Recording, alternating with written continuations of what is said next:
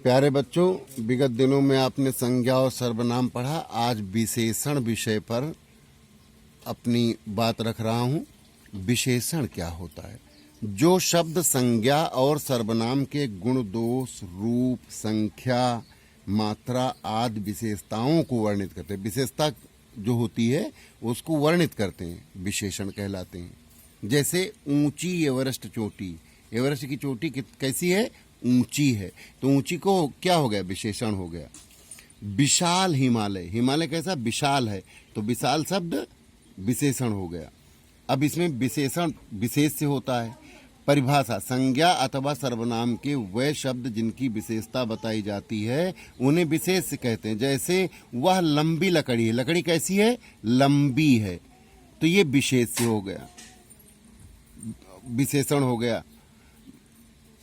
लंबी शब्द विशेषण हो गया और लकड़ी विशेष से हो गई।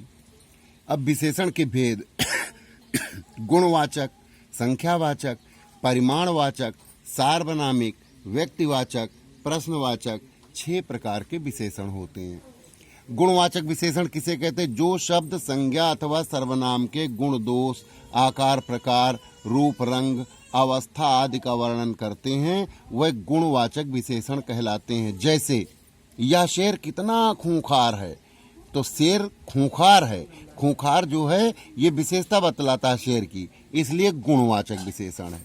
शेर का गुण है खूंखार होना। संख्यावाचक, जो शब्द संज्ञा एवं सर्वनाम की संख्या या क्रम का बोध कराते हैं उन्हें संख्यावाचक विशेषण कैसे कहते हैं। जैसे 11 लड़के मिलकर क्रिकेट खेल रहे हैं। अब 11 लड़के हैं, क्रिकेट के खेल में 11 लड़के हैं, तो 11 लड़के संख्या बता रहे हैं। परिमाणवाचक, परिमाण का मतलब होता है नापतोल।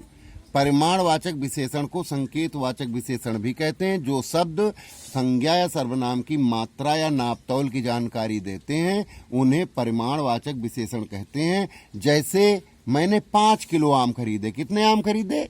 5 किलो। तो ये वजन बता रहा है, यहाँ पर परिमाण बता रहा है, नापतोल बता रहा है। फिर सार्वनामिक विशेषण, ऐसे सर्वनाम शब्द जो संज्ञा से पहले आकर उनकी विशेषता बताते हैं उन्हें सार्वनामिक विशेषण कहते हैं।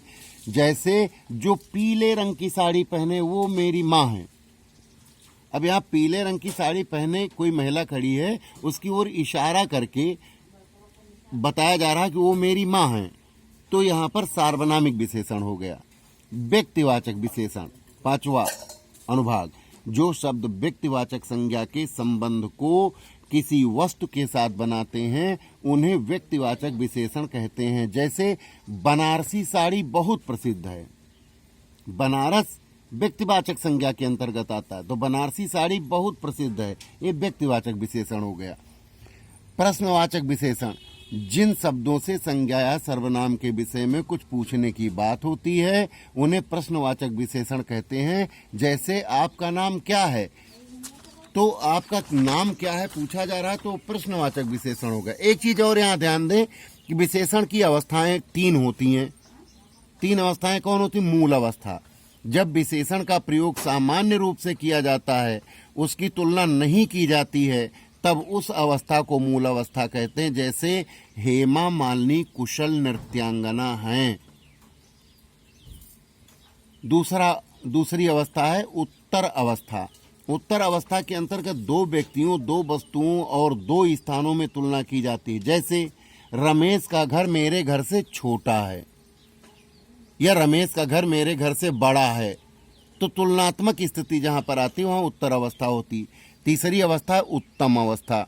उत्तम अवस्था के अंतर्गत 2 या 2 से अधिक व्यक्तियों, वस्तुओं तथा स्थानों की तुलना की जाती है तथा एक को सबसे अच्छा या सबसे बुरा कहा जाता है, तो विशेषण की उत्तम अवस्था कहलाती है। जैसे अमिताभ बच्चन सर्वश्रेष्ठ कलाकार हैं।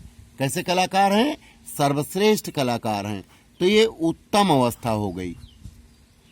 इसी के साथ आज के अध्यापन बिंदु को इस आशा और विश्वास के साथ स्थगित करते हैं कि आप लोग इनका अनुशीलन करेंगे, इनके उदाहरण ढूंढेंगे और जितना अधिक अभ्यास करोगे व्याकरण उतना अधिक मजबूत होगा। धन्यवाद, साधुवाद, बहुत बहुत आशीर्वाद।